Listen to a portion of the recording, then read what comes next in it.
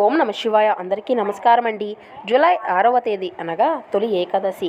ఈరోజు అయితే చాలా శక్తివంతమైందనే చెప్పుకోవచ్చు. ఇంట్లో ఆడవాళ్ళు పొరపాటున ఈ కూర వండినా లేదంటే తిన్నా కూడా చేతిలో చిల్లి గవ్వ అనేది మిగలదు. 7 జన్మల దరిద్రం అనేది పడుతుంది.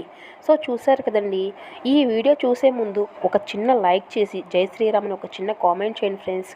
ఈ 6వ తేదీన అనగా ఈ నెలలో ఆదివారం రోజున మనకు తొలి ఏకాదశి పండుగ రాబోతుంది. అనగా రేపటి రోజునే కాబట్టి ఈ యొక్క తొలి ఏకాదశి ఎంతో పవిత్రమైనటువంటి పండుగ అనే చెప్పాలి. హిందూ ధర్మశాస్త్రంలో ఈ యొక్క పండుగకు చాలా అంటే చాలా ప్రాముఖ్యత, అదేవిధంగా చాలా సాంప్రదాయకంగా ఎంతో ఇష్టంగా జరుపుకునేటువంటి తొలి పండుగ ఇది మన యొక్క తెలుగువారికి. అందులో మనకు ఆదివారంతో కూడా కలిసి రావడం ఇంకా గొప్ప విశేషమనే చెప్పుకోవచ్చు. ఈ యొక్క ఆషాఢ శుద్ధ ఏకాదశిని తొలి ఏకాదశి అంటారు. ఎందుకంటే మనకు ఈ యొక్క ఆషాఢ మాసంతో కలిసి వస్తుంది కాబట్టి.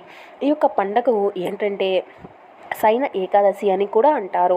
అలాగే పేలాల పిండి పండుగ అని కూడా చాలామంది అంటారు. ఈ యొక్క తొలి ఏకాదశి రోజున ఇంట్లో ఆడవారు పొరపాటునైనా సరే ఈ కూర వండినా లేదా తిన్నా, ఇంట్లో ఆడవారే కాదండి, మగవారు కూడా కావచ్చు, లేదా మీ యొక్క పిల్లలు అయినా కావచ్చు, లేదంటే పెద్దవాళ్ళు కావచ్చు, ఎవరైనా సరే మీ ఇంట్లో ఈ యొక్క కూర అనేది వండినా పొరపాటున కూడా తిన్నా సరే చేతిలో చిల్లి గవ్వ అనేది కూడా మిగలదు. చాలా ఇబ్బందులు పడిపోతూ ఉంటారు. చాలా రకాలుగా నష్టపోయేటువంటి అవకాశం అనేది కూడా ఉంటుంది. 7 జన్మల దరిద్రం అనేది పట్టి పీడిస్తుందన్నమాట. కాబట్టి ఈ యొక్క తొలి ఏకాదశి రోజున పొరపాటున కూడా ఎవరు కూడా ఈ యొక్క కూర అనేది వండకూడదు. అలాగే బయట కూడా ఎక్కడా కూడా తినకూడదు అన్నమాట. చాలా జాగ్రత్తగా చూసుకోవాలన్నమాట. ఎందుకంటే ఈ యొక్క పండగ అనేది మనం ఎన్నో రకాలుగా అంటే ఎన్నో నియమాలతోటి పూజలు చేసుకుంటాము, ఉపవాసాలు అనేది చేస్తూ ఉంటాము. ఎంతో నియమ నిష్టలతోటి ఆ యొక్క దేవుణ్ణి ఏంటంటే దీప నైవేద్యాలతో పూజిస్తూ ఉంటాం కదా. నాన్ వెజ్ కాదండి, నాన్ వెజ్తో పాటుగా మనకు కూరగాయల్లో కూడా కొన్ని రకాల కూరగాయలు అనేవి కొన్ని తిథుల్లో తినకూడదు, కొన్ని పండ్లను ఈ కొన్ని రోజుల్లో తినకూడదు అని చెప్పేసి మనకు అయితే శాస్త్రంలో చెప్పడం అనేది జరుగుతుంది. కాబట్టి ఇలాంటి కూరగాయలు ఏంటంటే ఏముందిలే కూరలే కదా అని చెప్పేసి మనం వంటలు వండేసుకుని తింటూ ఉంటాం.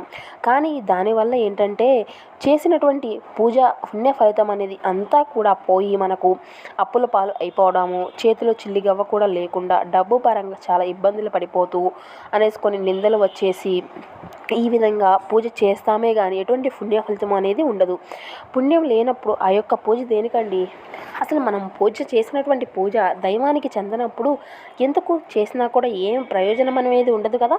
కాబట్టి అటువంటివి పొరపాటున కూడా అనేవి జరగకుండా చూసుకోవాలి. అది ముఖ్యంగా ఇంట్లో ఆడవారికి కూర రూపంలోనే జరుగుతుంది కదా. కూర రూపంలోనే ఈ విధమైనటువంటి ప్రాబ్లమ్స్ అనేవి ఎదురవుతూ ఉంటాయి. కాబట్టి ఈ యొక్క కూర విషయంలో మీరు అయితే జాగ్రత్తలు తీసుకోవాలి.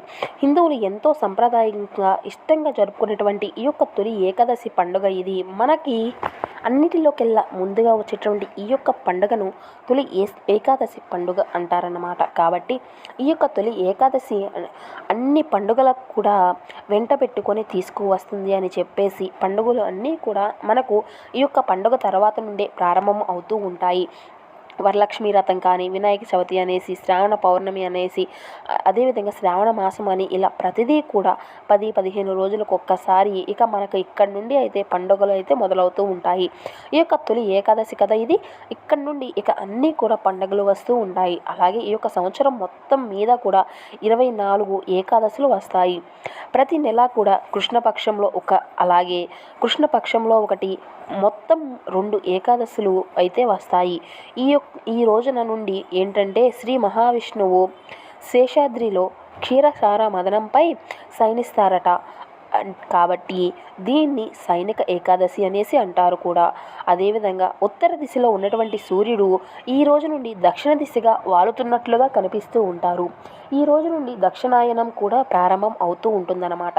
చక్కగా ఇల్లు వాకిళ్ళు అన్నీ కూడా శుభ్రం చేసుకొని పూజలు వ్రతాలు చేసుకుంటూ ఉంటారన్నమాట.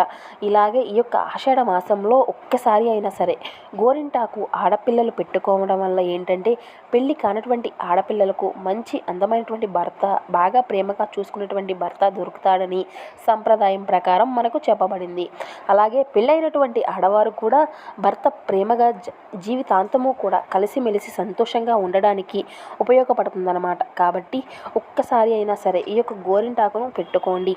ఇక ఈ రోజున సూర్యోదయానికి ముందుగానే నిద్రలేచి చక్కగా గుమ్మం బయట కూడా నీటితో శుభ్రం కడుగేసుకొని చక్కగా ముగ్గు వేసుకొని బియ్యం పిండితో ముగ్గు వేసుకోండి, బాగా కలిసి వస్తుంది. పసుపు కుంకాలు కూడా వాటిలో చల్లుకోండి. ఇక తర్వాత ఏంటంటే ఇంటిని వాకిల్ని శుభ్రం చేసుకోండి. ఇల్లంతా కూడా తుడిచేటువంటి నీటిలో కాసంత రాళ్ళ ఉప్పును ఆ యొక్క నీటిలో కలిపి చక్కగా ఆ నీటిని గనుక మీరు ఇల్లంతా తుడిచినట్లయితే మీ ఇంట్లో ఉన్నటువంటి నెగిటివ్ ఏదైనా ఉంటే అది మొత్తం కూడా చెడు అంతా కూడా తొలగిపోతుంది.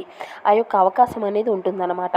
మీరు ఇలా స్నానం చేసేటువంటి నీటిలో కూడా ఏదైనా బాగోకుండా ఉన్నప్పుడు, లేదంటే ప్రత్యేకంగా ఇలాంటి పండుగల రోజుల్లో కానీ ఇలా చేయడం వల్ల కూడా మీకు ఉండేటువంటి దోషాలు శక్తివంతంగా మారేసి మీ మీద ఉన్నటువంటి నరదిష్టి అంతా కూడా మీకున్నటువంటి నొప్పులు కానీ అనారోగ్య సమస్యలు కానీ ఇటువంటివి అన్నీ కూడా తొలగిపోయేటువంటి అవకాశం అనేది ఉంటుందన్నమాట. కాబట్టి చక్కగా తలస్నానం చేయండి. ఇక ఇల్లు వాకిలి అంతా కూడా శుభ్రం చేసుకున్న తర్వాత ఇక ఆడవారు ఏంటంటే ఇక పూజలకు సంబంధించినటువంటి వంటలు కానివ్వండి, ఏదైనా పని మీద ఏంటంటే వంటగదిలోకి వెళ్తూ ఉంటారు కదా. అయితే మేము స్నానం చేశాము, ఏమి తినకుండా చేయాలి, ఈ రోజున తినకుండా చేయలేము అనేసి అనుకున్నటువంటి వారు కావచ్చు, లేదా స్నానం చేసిన తర్వాత అయినా సరే మీరు చక్కగా ముందు పొయ్యి మీద పాలు పెట్టేసుకోండి. పాలు పెట్టుకున్న వలన మనం పొయ్యి మీద చక్కగా ఆ యొక్క ఉదయాన్నే లేచి ఇలా పాలు కాగపెట్టుకోవడం వల్ల ఏంటంటే మనకు బాగా కలిసి రావడానికి అవకాశం అనేది ఉంటుందన్నమాట. కాబట్టి ఇష్టంగా అవి ఇవి తినాలి అని చెప్పేసి అనుకుంటూ ఉంటారనమాట. అలా మీరు ఇంట్లో అంటే విష్ణుమూర్తికి లక్ష్మీదేవికి చక్కగా పూజ చేసుకొని ఆ యొక్క కొబ్బరికాయ కొట్టుకొని అలాగే ఆ యొక్క అరటికాయలను ఇవి ప్రసాదంగా పెట్టుకుంటూ ఉంటారు కదండి. నైవేద్యంగా ఏంటంటే చక్కగా పేలాల పిండిని కూడా పెట్టేసుకుంటూ ఉంటారు. ఈ యొక్క రోజుకి ఆ యొక్క పేలాల పిండి అనేది చాలా ప్రత్యేకం. పూజలో విష్ణువుకి ఎంతో ఇష్టమైనటువంటి ఇది ఆ యొక్క ప్రసాదం అనేది. అలా పెట్టేసి మీ యొక్క పూజ కార్యక్రమాలను ముగించుకుంటారు కదా. ఇక ఈ యొక్క కూర విషయంలోకి వెళ్ళేటప్పుడు ఏంటంటే తెలిసేసి తెలియక ఈ రోజున ఏంటంటే ముఖ్యంగా కొన్ని కూరగాయలు ఏంటంటే తెచ్చేసుకొని అంటూ ఇంట్లో అందరూ కూడా కలిసి ఉంటారు కదండి. కాబట్టి వండుకుంటూ ఉంటారు. మాంసాహారం అయితే వండకూడదండి ఈ రోజున. ఎందుకంటే పండుగ రోజు కాబట్టి నలుపు రంగు బట్టలు కూడా పొరపాటును కూడా ధరించకూడదు. అలాగే మాంసాహారం అనేది ఎట్టి పరిస్థితుల్లోనూ కూడా వండుకోకూడదు, తినకూడదు. ఈ నలుపు రంగు బట్టలు చాలా నష్టాలను తెచ్చిపెట్టేటువంటి అవకాశం అనేది ఉంటుంది. కోడిగుడ్డు కూడా అస్సలు తినకూడదండి.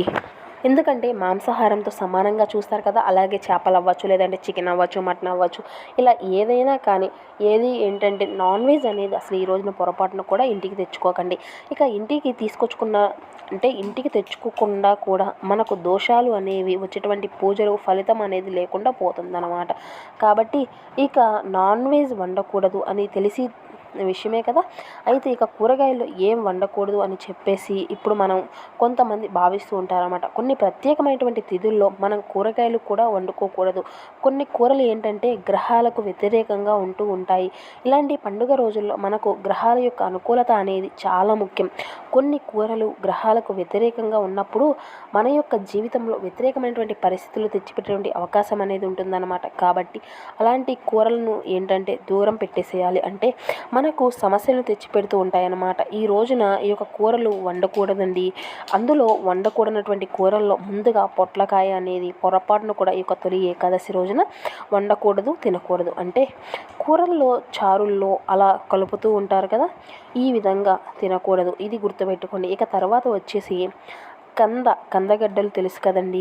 కంద చాలా అంటే చాలా బలం, ఆరోగ్యపరంగా కూడా చాలా పిల్లలు తిన్నా కూడా పెద్దలు తిన్నా కూడా చాలా బలం అన్నమాట. అయితే ఈ యొక్క తొలి ఏకాదశి రోజున కందను కూడా వండకుండా మాత్రం మీకు కష్టాలు అయితే పాలవుతారు, అప్పులు పాలైపోతారు, నష్టాలు వచ్చేటటువంటి అవకాశం అనేది ఉంటుంది. కాబట్టి ఈ యొక్క తొలి ఏకాదశి రోజున కందను కూడా ఎట్టి పరిస్థితుల్లోనూ కూడా వండుకోకండి. ఇక దుంప జాతికి సంబంధించినటువంటి ముల్లంగి ఇటువంటివి ఏవి కూడా మీరు వండుకోకూడదు అనమాట. ఇక ముల్లంగి వేసుకోవడం వలన మనకు ముక్కోటి దేవతల యొక్క అనుగ్రహం అనేది కూడా వస్తుందన్నమాట. ముల్లంగి కూడా తొలి ఏకాదశి రోజున వండకూడదు. అలాగే కొన్ని దోసకాయలు మనకు చేదును కూడా సూచిస్తాయి. కాబట్టి అసలు తెచ్చుకోకుండా ఉంటే మనకు ఇటువంటి సమస్యలు అనేవి ఏది కూడా ఉండదు. ఇక బూడిద గుమ్మడికాయ అండి. చాలామంది బూడిద గుమ్మడికాయలు ఇప్పుడు బాగా వాడుతున్నారు. బరువు తగ్గడానికని ఈ విధంగా బూడిద గుమ్మడికాయ జ్యూస్ అని చాలా మంచిది అని ఈరోజు బూడిద గుమ్మడికాయ అయితే జ్యూస్ను కూడా ఎటువంటి రూపంలో కూడా తీసుకోకూడదు. ఇక అదేవిధంగా ఇక దుంపకి సంబంధించినటువంటి జాతికి సంబంధించినటువంటి ఏది కూడా మీరైతే తినకూడదు. ఇక ఈ విధంగా తింటే మాత్రం ఆ యొక్క లక్ష్మీదేవి అలాగే విష్ణుమూర్తి యొక్క ఆగ్రహానికి గురి అవుతారు. అంతేకాకుండా వెంకటేశ్వర స్వామిని కూడా ఈ యొక్క తొలి ఏకాదశి రోజున పూజించుకుంటూ ఉంటారు కాబట్టి ఆయన ఆగ్రహానికి కూడా గురి అయ్యి అప్పులు పాలైపోవడం, చేతిలో చిల్లిగవ్వ కూడా లేకపోవడం, 7 జన్మల దరిద్రం అనేది పట్టి పీడిస్తుంది. కాబట్టి ఇవి తినకూడదు అని గుర్తుంచుకోండి. మరి ఇక ఏం తినాలి అనేటువంటి విషయానికి వస్తే చక్కగా పండుగ కాబట్టి పప్పు వండుకోవచ్చు. అలాగే మనకి పేలాల పిండి ప్రత్యేకంగా ఆ యొక్క దేవునికి ముందుగా కొబ్బరికాయను కొట్టిన తర్వాత పేలాల పిండిని పెట్టుకోవాలి. ఆ యొక్క పేలాల పిండిని నైవేద్యంగా దేవునికి పెట్టేసి ఇంట్లో అందరూ కూడా ప్రసాదంగా తప్పనిసరిగా స్వీకరించాలి. చక్కగా ఆ యొక్క పండుగ కాబట్టి పాయసం చేసుకోండి, కాస్తంత పులిహోర చేసుకోండి. డబ్బు పరంగా కూడా మనకు అన్ని విధాలుగా దారులు కూడా అన్నీ కలిసి వస్తాయి మనం అని చెప్పుకోవచ్చు అనమాట. కాబట్టి ఈ యొక్క చిన్న చిన్న నియమాలను పాటిస్తే సరిపోతుందన్నమాట. కాబట్టి చక్కగా మీరు ఇష్టమైనటువంటి మనం చెప్పుకున్నటువంటి ఇవన్నిటినీ కూడా వండుకొని తిని సంతోషంగా ఈ యొక్క తొలి ఏకాదశి పండుగన ఆ ఆదివారం కూడా కలిసి వచ్చింది కాబట్టి చక్కగా ఇలాంటి నియమాలను ఆచరించుకుంటూ ఇలాంటి రోజుల్లో మనం వద్దు అన్న కూరగాయల జోలికి పోకుండా ఉంటే మీకు ఉన్నటువంటి గ్రహస్థితి, మానసిక స్థితి, ఆర్థిక స్థితి అన్నీ కూడా బాగుంటుంది. అపర కుబేరులుగా మారేటువంటి అవకాశం అనేది కూడా ఉంటుంది. సో చూసారు కదండి. ఈ వీడియో కనుక మీకు నచ్చినట్లయితే ప్లీజ్ ఒక చిన్న లైక్ చేసి సపోర్ట్ చేయడం మాత్రం అసలు మర్చిపోకండి. Thank you for watching.